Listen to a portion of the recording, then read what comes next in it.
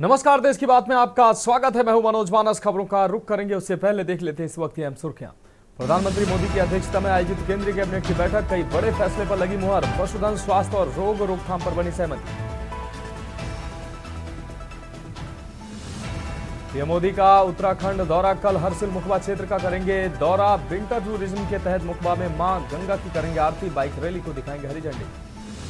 Abu Azmi budget सत्र तक के लिए सस्पेंड, औरंगजेब को लेकर दिया था विवादित बयान। योगी बोले यूपी बुलाइए, इलाज कर देंगे।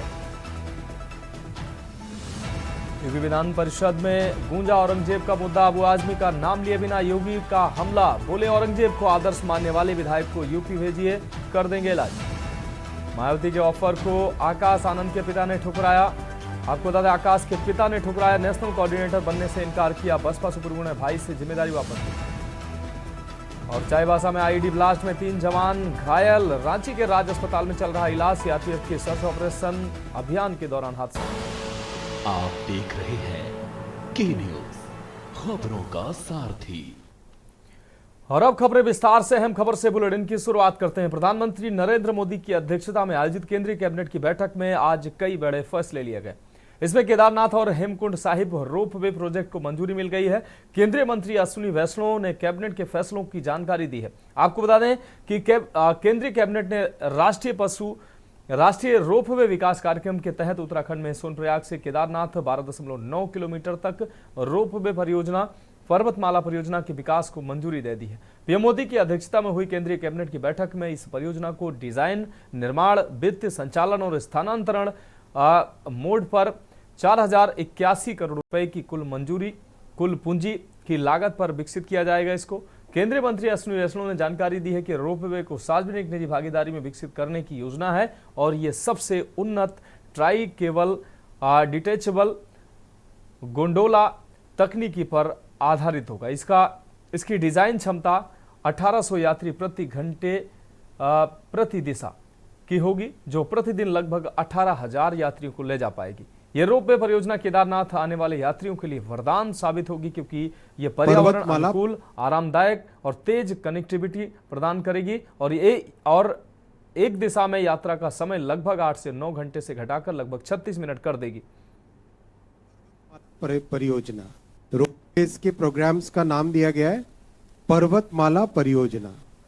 ये नेशनल हाईवे अथॉरिटी के अंतर्गत एक नई कंपनी बनी है, उस कंपनी की जिम्मेदारी दी है। और एक प्रोजेक्ट आपकी जानकारी में होगा, वाराणसी में भी एक प्रोजेक्ट इस कंपनी ने टेकअप किया था। ये 12.9 किलोमीटर का प्रोजेक्ट बनेगा उत्तराखंड टूरिज्म डेवलपमेंट बोर्ड और national highway logistics management limited, ये NHAI की सब्सिडरी है। इन दोनों कंपनीज के जॉइंट वेंचर से बनेगा। अभी जो रास्ता है उस रास्ते में और इसमें बहुत बड़ा डिफरेंस आ जाएगा।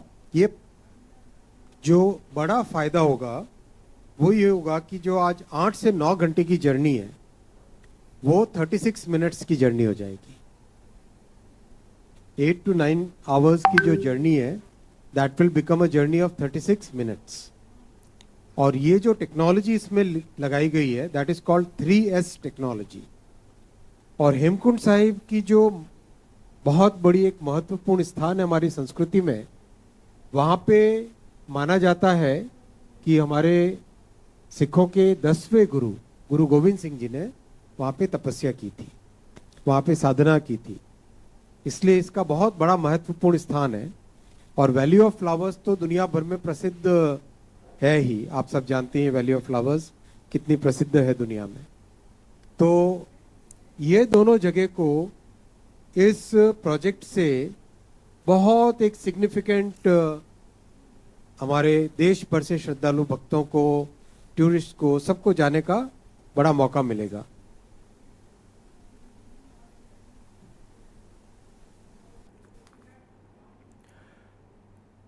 तो देश की बात में उत्तर प्रदेश की खबरों का रुख करते हैं। राजधानी लखनऊ से अहम खबर, जहां 90 दिन बाद पकड़ा गया बाघ। मलिहाबाद के रहीमाबाद में पकड़ा गया है बाघ। आतंक मचाने वाला बाघ 90 दिन बाद पकड़ा गया है। वन विभाग की टीम ने कड़ी मशक्कत के बाद आदमखोर बाघ को पकड़ा है।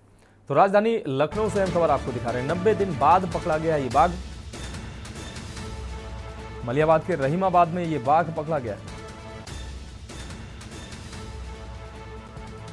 आतंक मचाने वाला बाघ 90 दिन में पकड़ा गया है। वन विभाग की टीम ने पकड़ा है आदमखोर बाघ।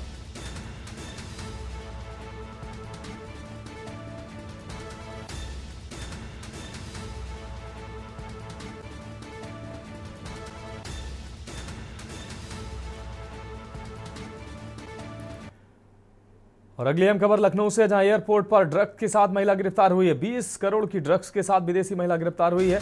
बैंकॉक से 20 किलो हाइड्रोपोनिक वीड लेकर आई महिला। थाईलैंड की महिला ड्रग्स के साथ गिरफ्तार की गई है। आपको बता दें, बैंकॉक से एयर इंडिया एक्सप्रेस की फ्लाइट से लाई है ड्रग्स। कस्टम जांच के दौरान बैग स्कैनिंग में बजा था सायरन, जिसके बाद महिला को पकड़ा गया है। बैंकॉक से 20 किलो हाइड्रोपोनिक वीड लेकर आई महिला।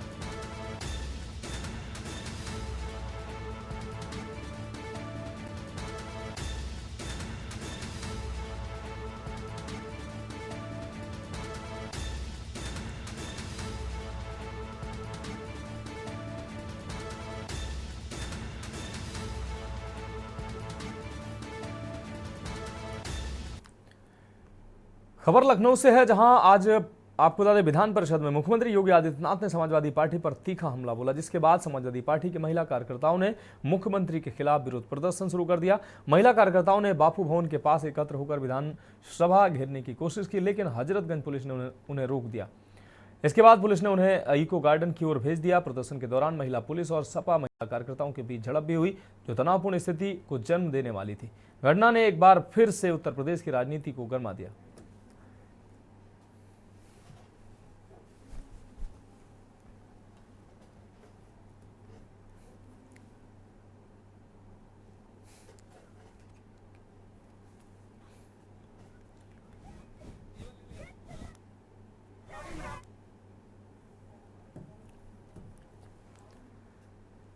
मुजफ्फरनगर का नाम बदलने की मांग पर समाजवादी पार्टी के विधायक अतुल प्रधान ने तीखी प्रतिक्रिया दी। उन्होंने कहा कि इस मुद्दे की बजाय मुजफ्फरनगर के किसानों की हालत और खासकर गन्ना किसानों की हालात पर चर्चा होनी चाहिए। वे सरकार से ये आग्रह करते हैं कि किसानों की समस्याओं पर ध्यान दिया जाए। संभल मामले पर अतुल प्रधान ने कहा कि सरकार जाति और धर्म के आधार पर समाज को बांट कर शासन चला रही है, जो कि ठीक नहीं है। अंसल मामले को लेकर उन्होंने कहा कि यह भी एक महत्वपूर्ण मुद्दा है और लोगों को जानना चाहिए कि अंसल किसके करीबी हैं, ताकि पूरी सच्चाई सामने आ सके। विधान परिषद में ये है कि मुजफ्फरनगर का नाम बदलकर लक्ष्मीनगर कर दिया गया। देखिए, नाम बदलने का ट्रेंड चल रहा है भाजपा में, लेकिन मैं उनसे कहना चाहता हूँ, मुजफ्फरनगर के रहने वाले हैं, गन्ने का क्षेत्र। अगर वहीं सदन में खड़े होकर चिल्लाकर सरकार से ये बात कह दी होते कि गन्ने के किसान परेशान है, उनका पेमेंट नहीं हो रहा, 3 साल से 1 रुपया नहीं बढ़ाया और लगातार घटतोली चल रही है, बेईमानी चल रही है। वहाँ पर 70 से 80% आबादी गन्ने की खेती करती है, उस पर आश्रित है। तो ये इनका नया कोई काम नहीं है, इसी तरह काम है। दूसरा मैं कहना चाहता हूँ, आज मैं जिस चीज़ पर हमने नियम 56 में बोलना है, बागपत बड़ौत में 9 लोगों की मौत हो गई थी जैन समाज के। आप सोचो, वहीं के रहने वाले हैं, क्या उसका विषय उठाया उन्होंने एक बार भी? 9 लोगों की जान चली गई, 50 से 60 लोग घायल हो गए, उसकी बात आज तक नहीं उठाई। तो अगर विषय उठाना है तो जनता के उन मुद्दों को ध्यान रखिए जिनसे जनता परेशानी में है, दिक्कत में, अन्याय हो रहा। इनसे बेनीवाल या जो भी लोग हैं, इनसे ये पूछना कि आपके गांव की कोई सड़क ऐसी है जो पानी की टंकी की वजह से खुद ही ना हो। इतना बड़ा करप्शन, इतना बड़ा भ्रष्टाचार जो जल कल विभाग में हुआ है, शायद इतिहास के पन्नों में दर्ज होगा। जिस दिन ये सरकार बदलेगी उस दिन ये खुलेगा चीज। संभल मामले को लेकर सीएम ने कहा जो हमारा है वो हमें मिलना चाहिए। नहीं, सही बात है, जो जिसका उसे मिलना चाहिए, लेकिन जातीय धार्मिक द्वेष फैलाकर और जातीय धार्मिक बातें निकालकर, और जो सीएम साहब बोल रहे हैं, सीएम साहब मैं कह रहा हूँ 2 घंटे कल बोले, 2.25 घंटे आपने भी भाषण सुना होगा, उससे पहले भी 2 घंटे बोले। अच्छा, ये नहीं लगता कभी कभी एक ही चीज़ रिपीट हो रही है, एक ही चीज़ बार बार। अरे उसी चीज़ के नाम पर सरकार बना ली है ना, लोगों को बांट कर, लोगों को झूठी सच्ची बात चलाकर सरकार बना ली ना एक बार। तो हमेशा ये चीज़ चलेगी नहीं। 2027 में ये लोग हटेंगे और कहीं ना कहीं जनता इनको सबक सिखाने का। अंसल मामले को लेकर कल सीएम ने बोला कि सपा सरकार की देन थी और अखिलेश जी ने इस पर ट्वीट किया। पता करवा लेना अंसल किसके जानने वाले हैं। अरे बोल देते हैं, गलत बोलते हैं, झूठ बोल देते हैं यहाँ पर लोग, कुछ भी। अंसल का पता कर लेना कहाँ से ये प्रोडक्ट किसके हैं। ये प्रोडक्ट भाजपाइयों के हैं और अंसल के बारे में, परिवार के बारे में पता करना किसके नज़दीक है। अगर पता कर लोगे आप तो वैसे भी जो आपका चैनल है तो आप तो आसानी से पता कर सकते हो। उत्तर प्रदेश के डिप्टी सीएम केशव प्रसाद मौर्य ने मुजफ्फरनगर का नाम बदलने की मांग पर अपनी प्रतिक्रिया दी। उन्होंने कहा कि सभी सदस्यों को अपनी बात रखने का अधिकार है। वहीं अंसल मामले पर डिप्टी सीएम ने चोर की दाढ़ी में तिनका होने की बात कहकर विरोधियों पर निशाना साधा। संभल मामले पर डिप्टी सीएम मौर्य ने बड़ा बयान देते हुए कहा कि उत्तर प्रदेश सरकार की प्राथमिकता विरासत और विकास है और हम इस दिशा में आगे बढ़ रहे हैं। मामला उठा है तो जैसी परिस्थिति होगी उसके हिसाब से सर संभल अंसल पर जो कार्रवाई हुई उसको लेकर सपा के अध्यक्ष कहना है कि अंसल किसके करीबी सबको पता है और अंसल में अगर इतना ही था तो क्यों नहीं वहां पर जाके प्रोजेक्ट का उद्घाटन किया बीजेपी सरकार ने। ये चोर की दाढ़ी में तिनका, अगर किसी मामले की जांच हो रही है, कोई दोषी पाया जा रहा है, अगर किसी से प्लाट या मकान देने का ऐसा लिया गया तो उसे देना ही पड़े, अगर नहीं देंगे तो कार्रवाई काम करता है। फिर मुख्यमंत्री जी ने कल कहा कि संभल को लेकर जो हमारा है वो हमें मिलना चाहिए कि हम विरासत और विकास आप लोग कहते हैं कि विरासत में हमारे कोई भी ऐसी धरोहर है तो उसको उजागर कर रहे हैं और विकास हमारी प्राथमिकता पे है, जिससे हमारा प्रदेश नए भारत का नया उत्तर प्रदेश बन सके। आज भगदड़ मामले को लेकर जो हाथों की रिपोर्ट पेश होनी है, सदन में आना है, सदन के बाहर नहीं बोला जा सकता।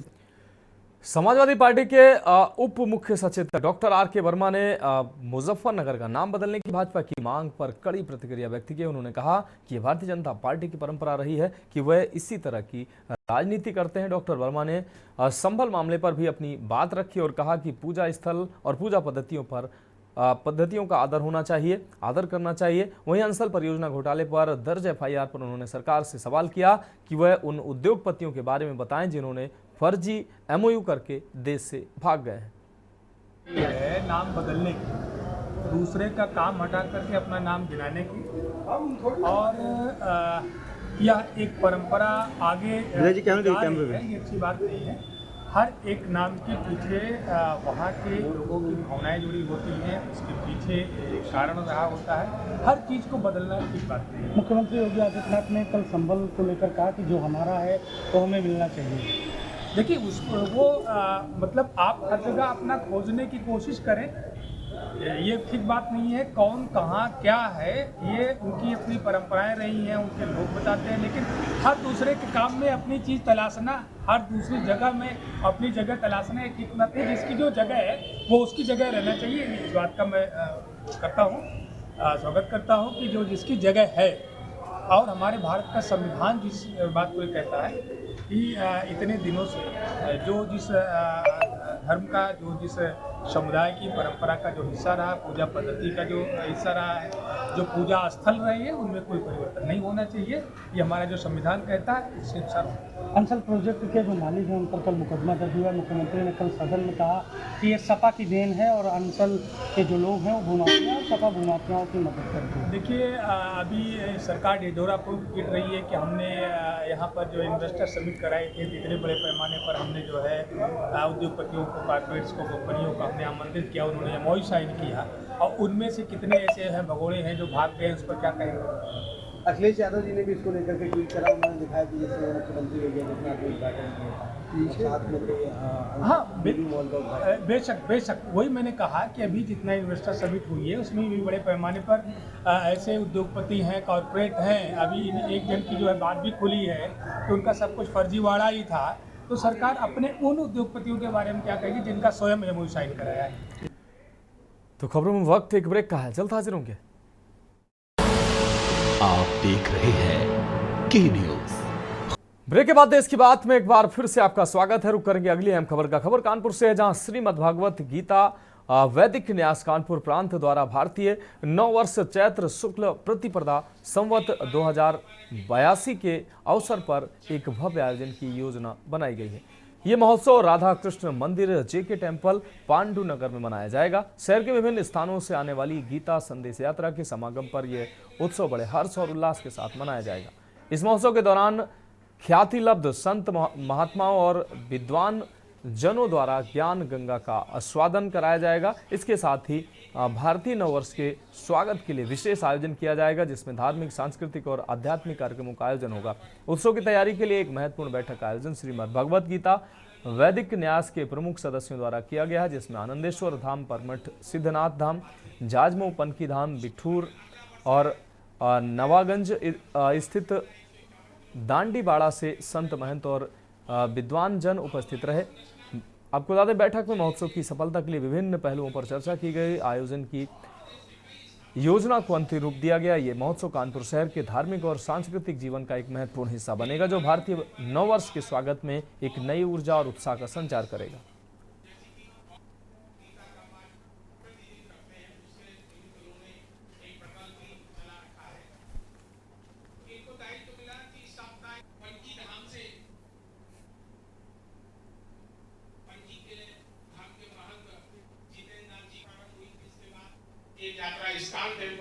कि हम लोगों को अपनी सनातनी परंपरा, जो भारतीय परंपरा है, उसको आगे बढ़ाने के लिए हम लोगों ने श्रीमद् भगवद गीता वैदिक न्यास की स्थापना की है, जिसके माध्यम से हम लोग पिछले 4 वर्षों में जो अपनी भारतीय नव वर्ष है, चैत्र शुक्ल प्रतिपदा, जो कि इस वर्ष हमारी 30 मार्च को पड़ रहे रविवार के दिन हम लोग मना रहे हैं। पिछले 3 साल से हम लोग मनाते चले आ रहे हैं। हम लोग 6 स्थानों से यात्रा निकाल करके JK मंदिर में यात्रा करते हैं, बहुत भव्य कार्यक्रम करते हैं, सांस्कृतिक प्रोग्राम करते हैं।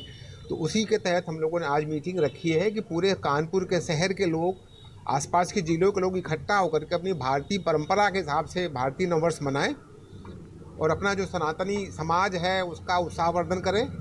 और इसी के साथ हम लोग और भी कार्यक्रम करते हैं, जैसे हम लोग गीता जयंती के दिन, चूँकि हमारा गीता ऐसे एक ऐसा ग्रंथ है जो कि सब पूरे विश्व को एक रख सकता है, एक अच्छी सोच दे सकता है, अच्छा जीवन जीने की कला सिखा सकता है, ऐसे ग्रंथ को प्रमोट करते हुए हम लोग बाराबंकी जिले के नगर पंचायत हैदरगढ़ में एक हैरान करने वाली घटना सामने आई है। यहां के वार्डों में लगाए गए CM योगी आदित्यनाथ के नाम के शिलापट को एक युवक ने तोड़ दिया।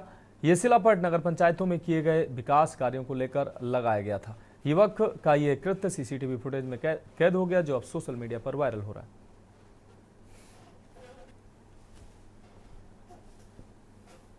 इसकी जानकारी हुई है और शिकायती पत्र ठेकेदार द्वारा हमको भी मिला है। माननीय योगी आदित्यनाथ हमारे उत्तर प्रदेश के सम्मानित मुख्यमंत्री और हम लोगों के पूजनीय भी हैं। माननीय योगी जी का अपमान कतई बर्दाश्त नहीं किया जाएगा। और जो शिलापट लगाए गए थे वो शासनादेश के क्रम में लगाए गए थे। शासनादेश में जिन लोगों का नाम वांछित था, उन्हीं लोगों का नाम माननीय मुख्यमंत्री जी का, नगर विकास मंत्री जी का, माननीय विधायक जी का और नगर अध्यक्ष जी का नाम पड़ा हुआ था। तो इसमें हम कुछ नहीं कर सकते हैं। बाकी शिकायत हो गई है और कानूनी कार्रवाई कर रही है। हम सभी लोग माननीय योगी जी से जुड़े हुए हैं। हम लोगों की भावनाएं आहत हैं और इस पर कड़ी से कड़ी कार्रवाई करवाई जाएगी। जनपद सहारनपुर के देवबंद स्थित विश्व प्रसिद्ध इस्लामी शिक्षण संस्थान दारुल उलूम ने नए शिक्षण सत्र के लिए दाखिले की प्रक्रिया शुरू कर दी। इस बार संस्थान ने छात्रों के लिए स्मार्टफोन के उपयोग पर सख्त पाबंदी लगाई है। मशहूर देवबंदी उलेमा मौलाना कारी इसहाक गौरा ने बताया कि यह फैसला छात्रों की पढ़ाई पर ध्यान केंद्रित करने के उद्देश्य से लिया गया है।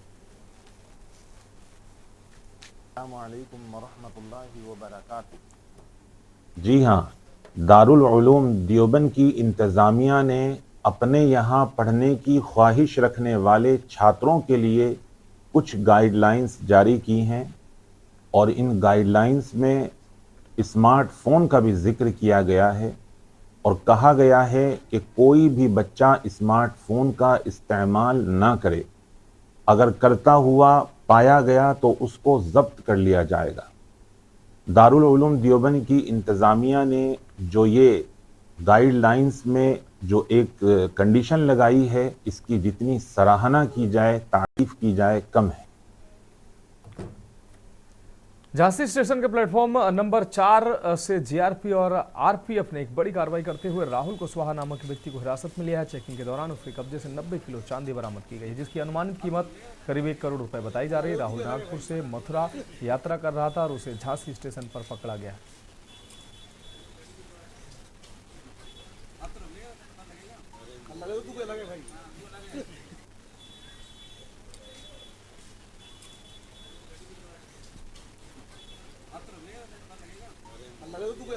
कि आज आज सुबह झांसी जीआरपी की क्यूआरटी टीम और आरपीएफ की सीआईबी टीम द्वारा चेकिंग की जा रही थी कि रेलवे स्टेशन के प्लेटफॉर्म नंबर 4/5 पर समय लगभग 11:45 पर एक संदिग्ध व्यक्ति दिखाई दिया, जिसकी तलाश करने पर उसके पास से लगभग 90 किलोग्राम 500 ग्राम चांदी बरामद हुई है, जिसको वह अवैध रूप से ले जा रहा था।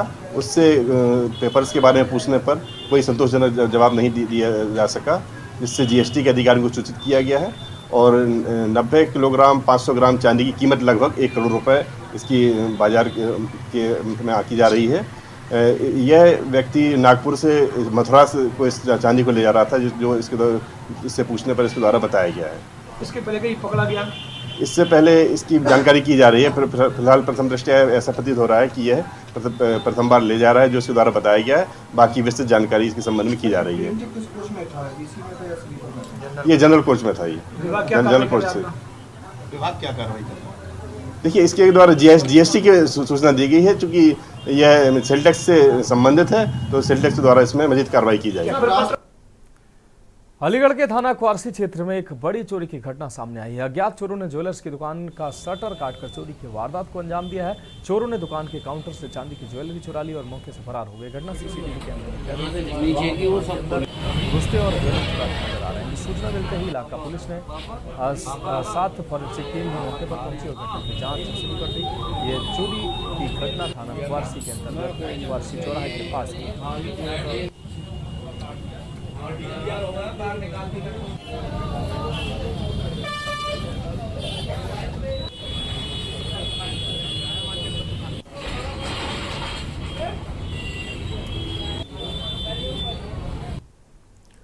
तो खबरों में वक्त एक और ब्रेक का, जल्द हाजिर होंगे। आप देख रहे हैं के न्यूज, खबरों का सारथी। महक सिल्वर पान मसाला, वाह महक सिल्वर, मेरा दिल पर। आप देख रहे हैं के न्यूज, खबरों का सारथी। आप देख रहे हैं के न्यूज, खबरों का सारथी।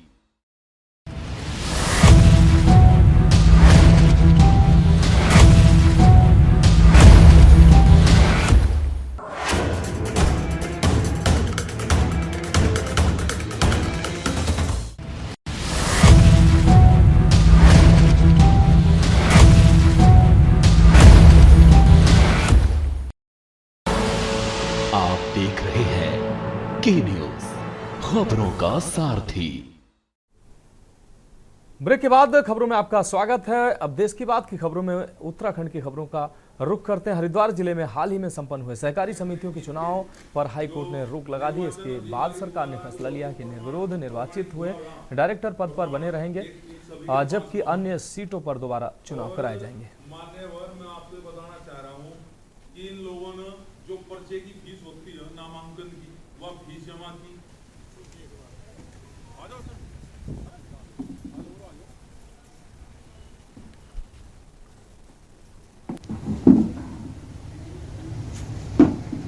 देखिए, सरकार को जो है बात माननी चाहिए, क्योंकि इसलिए माननी चाहिए क्योंकि सरकार ने ही चुनाव कराए, सरकार ने ही नियम बनाए, हमने नियम नहीं बनाए।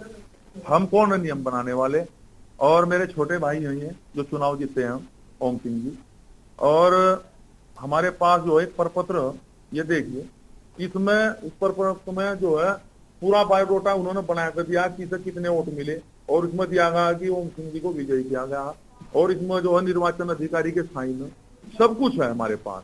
है कि हम संवैधानिक तरीके से चुनाव जीते हैं, बहुउद्देशीय साधन इसकी समिति का, और हम अनुरोध ये करते हैं कि अगर वो लोग निर्विरोध वालों को प्रमाण पत्र जारी करके उनको वैलिड माना जा रहा है, हमें भी वैलिड समझा जाए। ठीक है, हम भी चुनाव प्रक्रिया जो हुई है उसमें नियमानुसार। हम तो यही चाह रहे हैं कि जैसे हम चुनाव जीतते हैं, जनता ने हमें चुनाव जिताया है, जिस नियमावली से हम चुनाव जीतते हैं उसी से जो निर्विरोध बने हैं वे भी इससे बने हैं, और सरकार ने ये आदेश कर दिया कि जो नियमावली से मैं चुनाव जीतता है मैं तो विगत रख दिए, और हमारे लिए नई नियमावली बनाई दी कि तुम इससे दोबारा चुनाव लड़के आओ, दोबारा जीत जाओ। तो ऐसा क्यों? या तो सबके आप तो एक समान हो, वे भी स्मारने चाहिए, हम भी स्मारने चाहिए। ये कहना चाह रहे हैं, सरकार से नर्म निवेदन आग्रह कर रहे हैं हम, जैसे निर्विरोधों को जो के तू रखा जा रहा है, मैं तो चुनाव भी नहीं लड़े, हम लोगों ने तो दिन रात मेहनत करके हम चुनाव लड़े हैं, हम जनता के बीच में गए हैं, जनता ने हमें चुना है, बहुत बढ़िया वोटों से हम जीत आए हैं। हम सरकार से आग्रह करते हैं जब जैसे उन्हें रखा जा रहा है। खबर देहरादून से है, जहां यूथ रॉक फाउंडेशन एवं रणभूमि डिफेंस ट्रेनिंग एकेडमी की ओर से एक प्रेस वार्ता का आयोजन किया गया, जिसमें मुख्य अतिथि के रूप में लेफ्टिनेंट कर्नल युवराज सिंह नेगी ने शिरकत की। वहीं Divya Negi, youth rock foundation की संस्थापक, ने कहा कि हम एक कैंपेन शुरू कर रहे हैं, क्या कर रहे हैं, जो पूरे प्रदेश में चलेगा, जिसमें हम ऐसे बच्चों तक पहुंचने की कोशिश करेंगे जो एनडीए में जाना जिनका सपना है, लेकिन वह अपने सपने को पूरा नहीं कर पा रहे हैं क्योंकि उन्हें सही गाइडलाइन नहीं मिल पा रही है। ऐसे बच्चों को हम अच्छी स्कॉलरशिप देकर चुनेंगे, फिर उसके बाद देहरादून में रणभूमि ट्रेनिंग एकेडमी में उनको ट्रेनिंग कराएंगे। वहीं कर्नल परनीत डंगवाल ने कहा कि रणभूमि डिफेंस ट्रेनिंग एकेडमी हमने इसलिए बनाई है कि जो भी व्यक्ति फौज में जाना चाहता है उनको ये ट्रेनिंग दी जाती है, और हमारा उद्देश्य 2 साल के पीरियड में बच्चों को ट्रेन कर पाएँ जो वहाँ एनडीए का एग्ज़ाम निकाल सकें।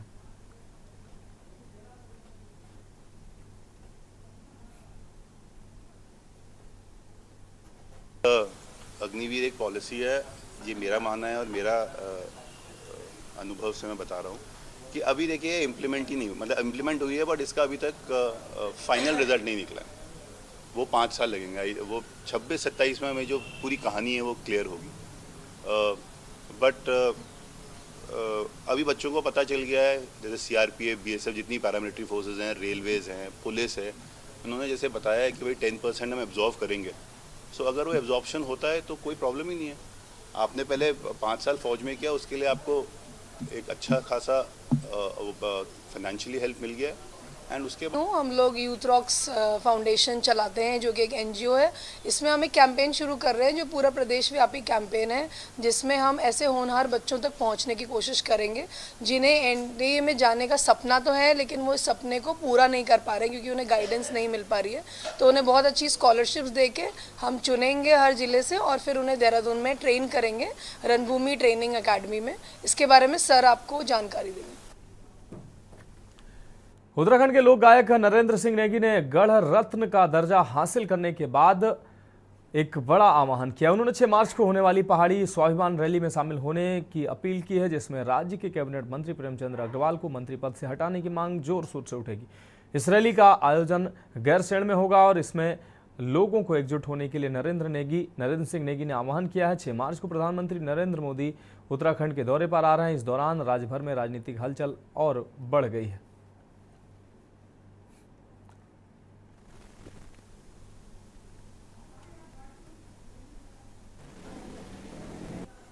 गैरसैंण और आसपास की क्षेत्रीय जनता 6 मार्च 2025 को सवेर 10:30 बजे रामलीला मैदान गैरसैंण में पहाड़ी स्वाभिमान रैली को आयोजन करनी चाह। इस रैली में कैबिनेट मंत्री प्रेमचंद अग्रवाल का पहाड़ विरोधी बयान पर आक्रोशित पहाड़ी समाज मंत्री का त्यागपत्र की मांग उठा ली। सभी लोगों से निवेदन चाह कि पहाड़ी स्वाभिमान रैली में आप लोग अधिक से अधिक संख्या में भाग लेके अपनी पुरजोर मांग उत्तराखंड शासन प्रशासन तक पहुंचावा और स्वाभिमान बचावा। खबर हरिद्वार से, जहां गंगा घाटों की पवित्रता खतरे में है क्योंकि कुछ बाहरी असामाजिक तत्व वहां शराब पीकर धार्मिक मर्यादा का उल्लंघन कर रहे हैं। हाल ही में वायरल वीडियो में कुछ लोगों को खुलेआम शराब पीते देखा गया, जिससे श्रद्धालुओं की भावनाएं आहत हुई हैं और घाटों की गरिमा धूमिल हुई है। भाजपा नेता संजय चोपड़ा ने इस पर सख्त रुख अपनाया और प्रशासन से त्वरित कार्रवाई की मांग की है।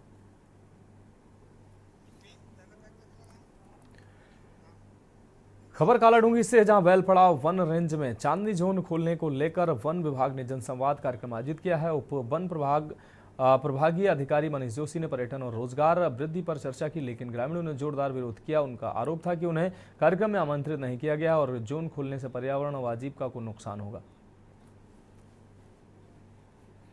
से इसलिए जुड़ा हुआ हूं कि हमारे क्षेत्र में टाइगर्स के नंबर बहुत बढ़ रहे हैं उनकी टेरिटरी सिंक हो रही है।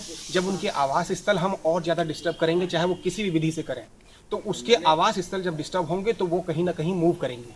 तो जो नंबर ऑफ टाइगर बढ़ रहे हैं उसकी वजह से आगे चल के मानव हित में कुछ भला होने वाला नहीं है। और पर्यटन की जहाँ लिहाज की बात है, पर्यटन फल फूल रहा है। अगर इसी क्षेत्र में पूरा पर्यटन का विस्तार कर देंगे तब वो संभव नहीं है, क्योंकि यहाँ पर टाइगर के लिए भी आवास है, हमें इनको ही बचाना है। देखिए, आपने देखा होगा सोशल मीडिया के माध्यम से और ग्रामीणों जनों के द्वारा जो है हमें काफ़ी समय से महापंचायत की जा रही है और गांव-गांव महापंचायतें की जा रही हैं। ग्रामीण इसमें जुड़ रहे हैं। जो विरोध कर रहे हैं कि उनका कहना है कि भैया अगर ये चांदनी इसी टाइप से ये जोन खोलते गए तो कल के दिन में ग्रामीणों के लिए जीना दुश्वार हो जाएगा। ग्रामीण अपने गाँव में नहीं रह पाएंगे। उनके हमेशा आप देख रहे हैं कि लोग कभी ढेला, कभी लालढांग, कभी सांवलदे, क्यारी, ढिकुली, तो आए दिन टाइगर द्वारा निवाला बनाया जा रहा है ग्रामीणों को। और सरकार और वन विभाग की पता नहीं क्या मंशा है जो इस टाइप से ये खोले जा रहे हैं। जब ग्रामीण विरोध कर रहे हैं तो इनको नहीं खोलना चाहिए ना। तराई पश्चिमी वन प्रभाग द्वारा चुनाखान इको टूरिज्म में एक बैठक वन विभाग द्वारा गुपचुप तरीके से रख के उसमें भाजपा के कार्यकर्ताओं को बुलाकर चांदनी सफारी जोन को प्रस्ताव को आगे बढ़ाने की इनकी कोशिश थी। लेकिन जैसे ही हम लोगों को सूचना मिली कि यहाँ पे रूमर फैला के चांदनी जोन को खुलाने की तैयारी विभाग कर रहा है, तो हमारे द्वारा उसमें अपने क्षेत्र से इकट्ठे होकर आए और यहाँ पे जनप्रतिनिधि भी हम लोगों के साथ आए हैं। तो इसमें हम लोग जो चांदनी सफारी जो प्रस्तावित है उसका पुरजोर विरोध करते हैं और हम लोगों ने कहा है कि जब तक चांदनी प्रस्तावित जो रद्द नहीं हो जाता है तब तक हम लोग पीछे हटने वाले नहीं। हरिद्वार के बहादुराबाद थाना क्षेत्र में पतंजलि युगपीठ की मिनी एम्बुलेंस में अचानक आग लगी। एम्बुलेंस पतंजलि युगपीठ फेज 1 से फेज 2 की ओर जा रही थी, तभी आग ने विकराल रूप ले लिया। गनीमत रही कि ड्राइवर समय से रहते अपनी जान बचाने में सफल रहा और बाहर निकल आया। आग की लपटें इतनी तेज थीं कि एम्बुलेंस धू-धू कर जलने लगी।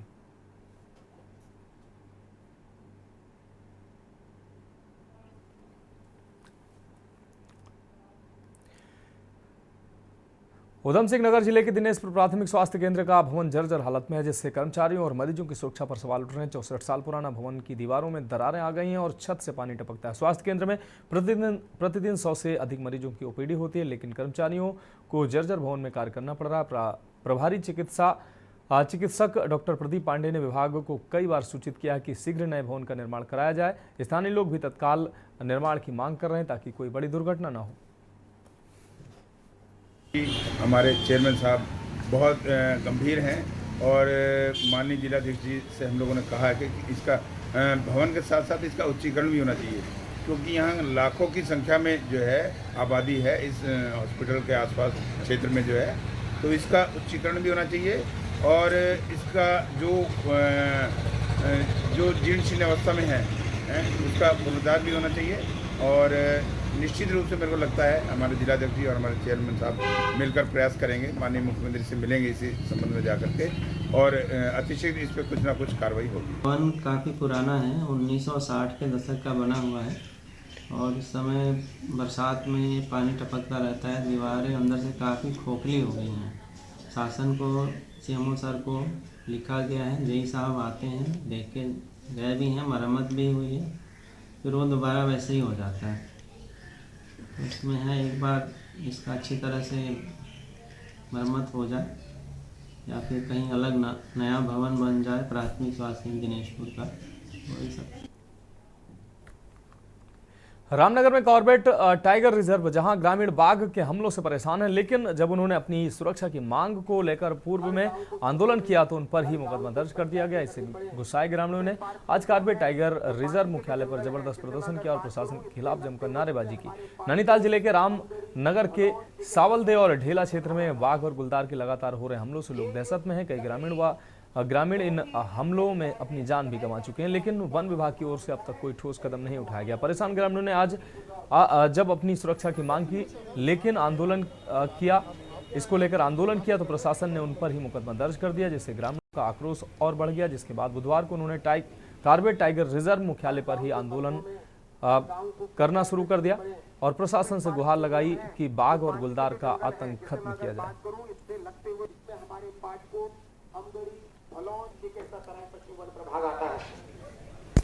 ये जो लकड़ी कि उत्तराखंड के अंदर जो जंगली जानवरों का आतंक है बरकरार है और बाघ से आए दिन, गुलदारों से आए दिन मानवीय हत्याएं हो रही हैं और जंगली जानवरों से पूरी खेती तबाह है और पूरी तरह उत्तराखंड पलायन की ओर है। और धीरे धीरे जो ये मैदानी क्षेत्र हैं जो जहाँ पर उपज होती थी वो भी धीरे धीरे वहाँ पर जंगली जानवरों से पूरी खेती बर्बाद है।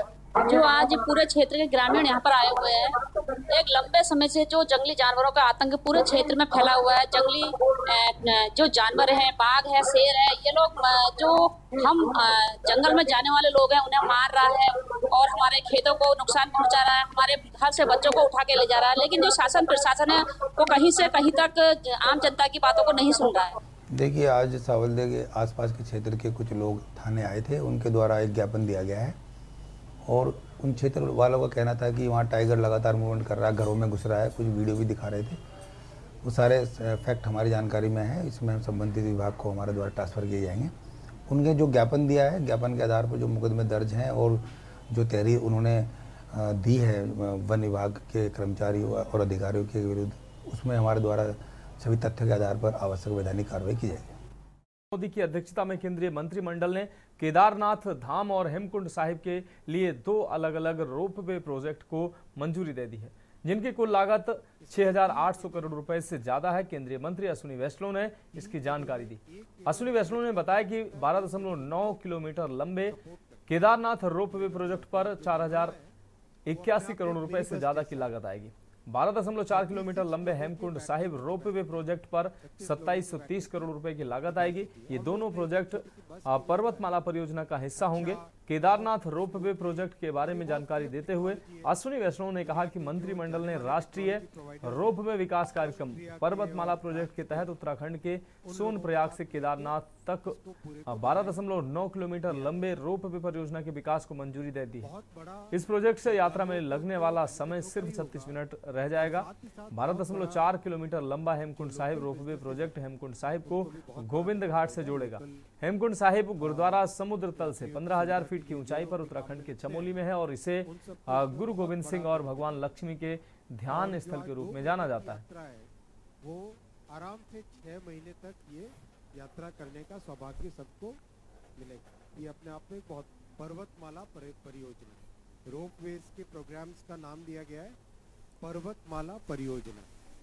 ये नेशनल हाईवे अथॉरिटी के अंतर्गत एक नई कंपनी बनी है, उस कंपनी की जिम्मेदारी दी है। और एक प्रोजेक्ट आपकी जानकारी में होगा, वाराणसी में भी एक प्रोजेक्ट कंपनी ने टेकअप किया था।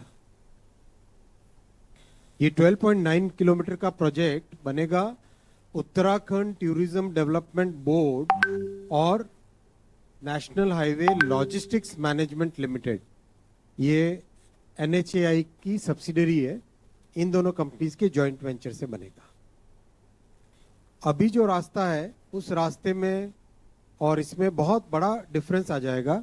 ये जो बड़ा फायदा होगा वो ये होगा कि जो आज 8 से 9 घंटे की जर्नी है वो 36 मिनट्स की जर्नी हो जाएगी। 8 to 9 आवर्स की जो जर्नी है that will become a journey of 36 minutes. और ये जो टेक्नोलॉजी इसमें लगाई गई है that is called 3S technology. और हेमकुंड साहिब की जो बहुत बड़ी एक महत्वपूर्ण स्थान है हमारी संस्कृति में, वहाँ पे माना जाता है कि हमारे सिखों के 10वें गुरु गोविंद सिंह जी ने वहाँ पे तपस्या की थी, वहाँ पे साधना की थी, इसलिए इसका बहुत बड़ा महत्वपूर्ण स्थान है। और वैली ऑफ फ्लावर्स तो दुनिया भर में प्रसिद्ध है ही, आप सब जानते हैं वैली ऑफ फ्लावर्स कितनी प्रसिद्ध है दुनिया में। तो ये दोनों जगह को इस प्रोजेक्ट से बहुत एक सिग्निफिकेंट हमारे देश भर से श्रद्धालु भक्तों को, टूरिस्ट को, सबको जाने का बड़ा मौका मिलेगा। उत्तराखंड की राजधानी देहरादून में अवैध मदरसों पर प्रशासन की कड़ी कार्रवाई चल रही है। पचुआदून में लगभग 9 मदरसों को सील किया गया है। वहीं अवैध रूप से बनाई जा रही एक मस्जिद को भी सील कर दिया गया है। ये कार्रवाई विकासनगर के SDM के नेतृत्व में की गई है। प्रशासन की इस टीम में अल्पसंख्यक विभाग मदरसा बोर्ड के अधिकारी भी शामिल रहे। जिन मदरसों को सील किया गया उनमें ढकरानी का मदरसा, दारे अक्रम मदरसा, मसीगुल रहमानिया, नवाबगढ़ का मदरसा फैजल उलूम और दावतुल हक मदरसा शामिल है। आपको बता दें कि 9 मदरसे सरकार की परमिशन के बिना चलाए जा रहे थे। इन मदरसों में बच्चों के बैठने की जगह काफ़ी कम थी। इसके अलावा बिजली, पानी और अन्य बुनियादी सुविधाओं का भी अभाव नजर आया।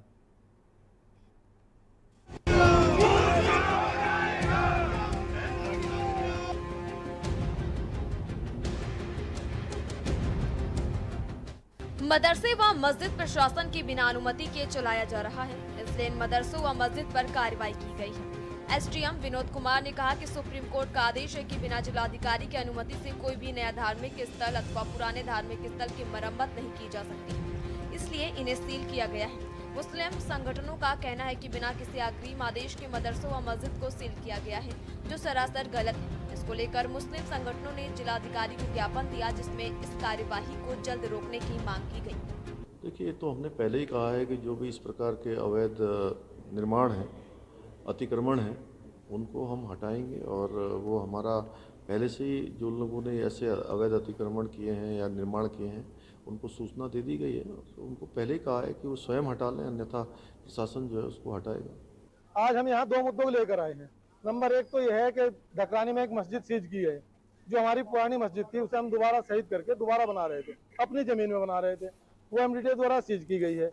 नंबर 2 यह है कि हमारे जनपद में बिना किसी अग्रिम आदेश के, बिना किसी नोटिस के 10 मदरसों को सीज किया गया है। उसके खिलाफ हम यहाँ एहतजाज करने आए हैं, प्रशासन से अपनी मांग करने आए हैं कि आपने मदरसे सीज क्यों किए। क्योंकि जनवरी महीने में देहरादून डीएम के निर्देश पे एक कमेटी बनी थी, जिसमें खंड शिक्षा अधिकारी, तहसीलदार और एसडीएम और एक अल्पसंख्यक कल्याण अधिकारी उसमें नॉमिनेट किए गए थे, और वो हर मदरसे में जाकर जांच करके आए थे। एक भी मदरसा अवैध नहीं है, सब पंजीकरण है। रही मान्यता की बात, लोग लगे हुए हैं। मदरसा बोर्ड ने अभी अपनी प्रकृति क्रिया शुरू की है, उसमें मदरसे वालों को हम कह रहे हैं काम कर रहे हैं, लग रहे हैं। अभी 51 उन्होंने अभी मान्यताएं दी हैं।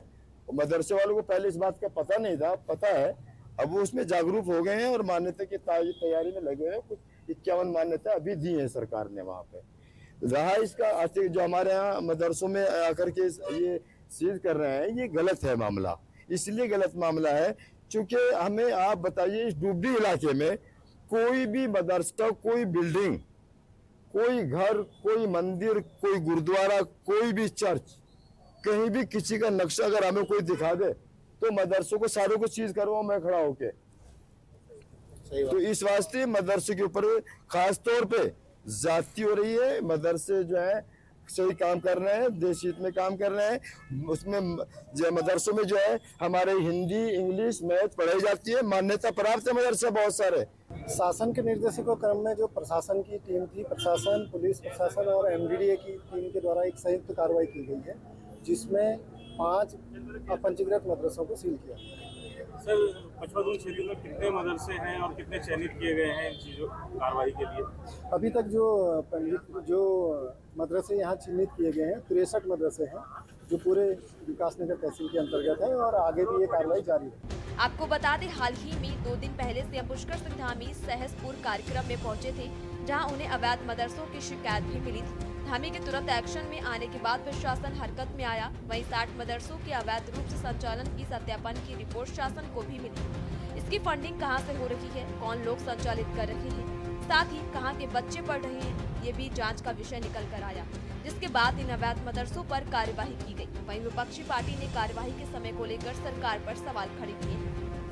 करने वाली बात है कि किसी भी प्रदेश का मुखिया चाहता है कि उसके प्रदेश में शांति रहे, सौहार्दपूर्ण वातावरण रहे, लेकिन हमारा तो मुखिया ही जिस दिन से अपनी कुर्सी पर बैठा है लगातार सांप्रदायिक बातें करता है, सांप्रदायिक सौहार्द बिगाड़ने की चेष्टा करता है। कभी थूक जिहाद, कभी लव जिहाद, कभी लैंड जिहाद, कभी यूसीसी, कभी धर्मांतरण कानून। ये सुन सुनकर कान पक गए। म से मदरसा, म से मस्जिद, म से मजार, म से मुसलमान, और कोई बात ही नहीं है करने के लिए। मैं मुख्यमंत्री जी से कहना चाहती हूँ, पूरी सरकार से, शासन प्रशासन से कहना चाहती हूँ, और भी गम है जमाने में मोहब्बत के सिवा। अवैध कुछ भी चल रहा है, अवैध अतिक्रमण जिसने भी किया है उसके ऊपर कार्रवाई होनी चाहिए, लेकिन अवैध केवल मदरसे नहीं चल रहे हैं प्रदेश के अंदर। कितने रेस्टोरेंट वैध हैं, कितने होटल वैध हैं, कितनी प्लॉटिंग वैध है। तो पहले तो आपको बता दें कि ये अवैध मदरसों का जो किस्सा था पिछले साल बड़े जोर तोरों पर चल रहा था, अगर अभी तक इसमें कार्रवाई नहीं की गई तो हम ये मानेंगे धामी सरकार की नाकामयाबी है और बीजेपी का एक प्रकार से तुष्टिकरण है, जिससे ये सिर्फ वोट के टाइम पर तो जो उनका हिंदू वोटर को बगलाने के लिए ऐसे कार्रवाई कर देती है और जुमला फेंक देती है, लेकिन वास्तव में कार्रवाई नहीं करती है। अभी भी कुछ ऐसा देखने में आ रहा है, आपके माध्यम से संज्ञान में आ रहा है कि फिर से अवैध मदरसों पर कार्रवाई की जाएगी। इसका मतलब ये है जो विधानसभा सत्र में अभी जो बजट सत्र के दौरान जो कार्रवाई हुई है, जो अमानवीय भाषाओं का प्रयोग हुआ, जो पक्षपातपूर्ण रवैया अध्यक्ष महोदय द्वारा किया गया, उन सबको छुपाने के लिए धामी जी ने ये एक प्रकार से ब्रह्मास्त्र या जुमला शस्त्र फेंका हुआ है। देखिए, ये ड्राइव जो है सरकार की पुरानी ड्राइव है और ये लगभग 2-3 साल से उत्तराखंड के अंदर हम इस प्रकार की कार्रवाइयाँ कर रहे हैं, जिन पर शिकायतें आती हैं कि इन तमाम जगहों पर इंक्लूजमेंट है, चाहे फॉरेस्ट की ज़मीन हो, चाहे पंचायत की ज़मीन हो, चाहे नगर निगम की ज़मीन हो, गवर्नमेंट की ज़मीन पर जहाँ जहाँ इंक्लूजमेंट है, हमेशा सरकार ने उन इंक्लूजमेंटों को हटाने का काम किया है और आने वाले समय में अगर जिस प्रकार की शिकायतें और भी आएगी तो सरकार उनको हटाने का प्रयास करेगी और उन्हें हटाएगी भी। और ये हमारी पुरानी ड्राइव है, इससे इन चीज़ को नहीं देखना चाहिए कि इस समय इसका महीना है तो इसलिए इसको किसी भी जाति धर्म के लोगों पर कार्रवाई की ये बात नहीं है। ये हमारी ड्राइव है और हम हमारी सरकार ने कहा है, माननीय मुख्यमंत्री जी ने कहा है कि जो भी भूमि फॉरेस्ट के अंदर हो, जो भी भूमि राजस्व के अंदर हो, जो भी भूमि अन्य जगह हो, उन पर अगर जो इंक्लूजमेंट हुआ किसी ने भी किया है उसको हटाया जाए। सवाल ये है कि इतनी बड़ी संख्या में अवैध मदरसे चल रहे थे तो मदरसा बोर्ड क्या कर रहा था। इसमें भी कोई दो राय नहीं कि प्रदेश में कई मदरसे अवैध रूप से चल रहे हैं। शासन ने अवैध रूप से चल रहे मदरसों की जांच के आदेश दे दिए हैं। जिला प्रशासन स्तर से इसकी जांच चल रही है। सभी जिलों के डीएम जांच रिपोर्ट शासन को जल्द सौंपेंगे, लेकिन सरकार अभी से ही अवैध मदरसों को लेकर गंभीर है। आपको बता दें कि इन मदरसों में 25 से लेकर 141 तक की संख्या में बच्चे पढ़ रहे हैं। ऐसा ना हो कि इस तरह बढ़ती संख्या सरकार की सरदर्दी न बन जाए और कुछ समय बाद अन्य राज्यों से आकर पढ़ने वाले ये बच्चे ही स्थानीय होने का दावा न करें। Uttarakhand desk report.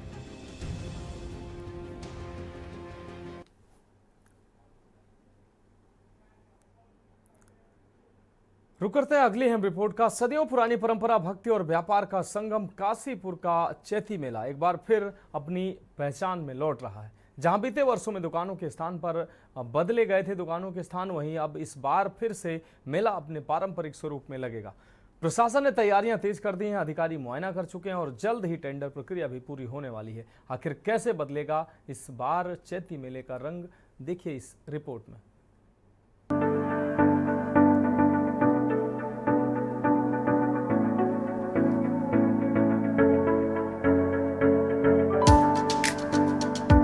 चैत्र नवरात्रि के दौरान काशीपुर में एक नई रौनक देखने को मिलती है और इस बार खास बात यह है कि काशीपुर का प्रसिद्ध चैती मेला अपने पुराने पारंपरिक स्वरूप में लौटने जा रहा है।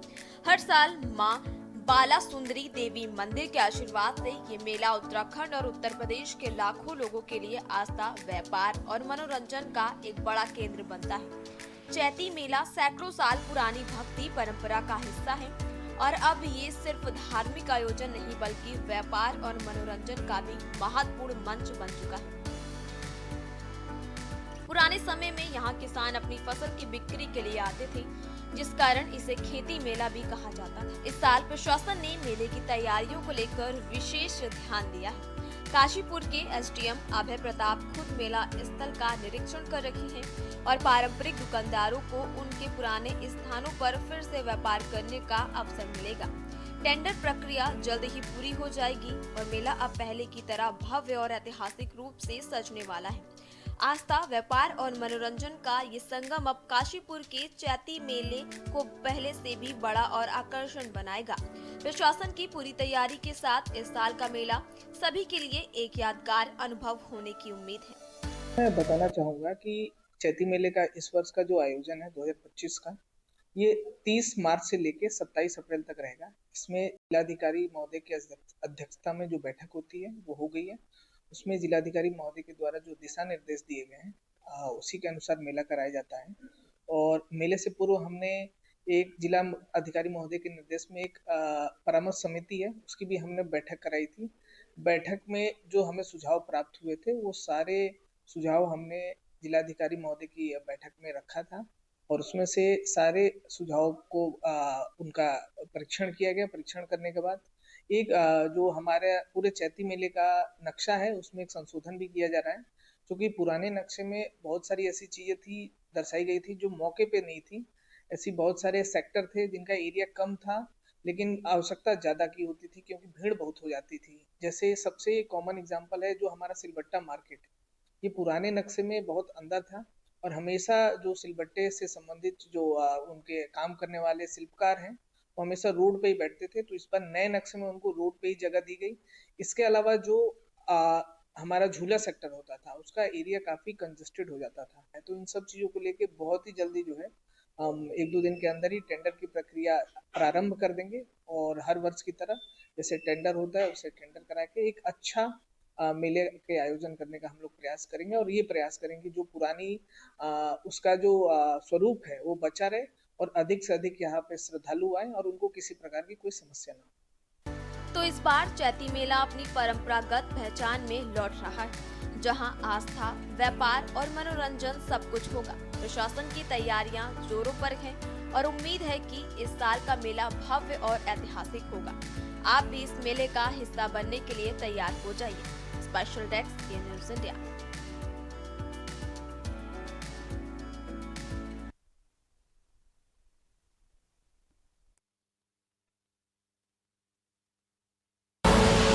आप देख रहे हैं के न्यूज़।